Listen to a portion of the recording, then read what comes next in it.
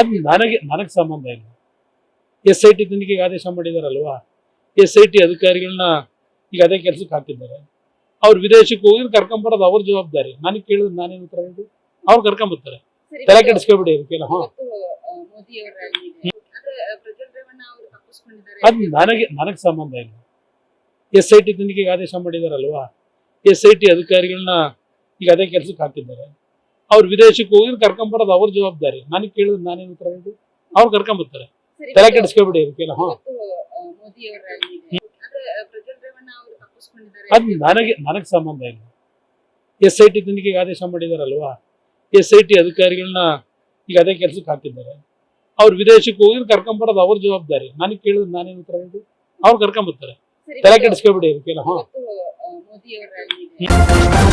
News first ನಿರ್ಭೀತಿಯಿಂದ ನಿಮ್ಮ ಪರವಾಗಿ.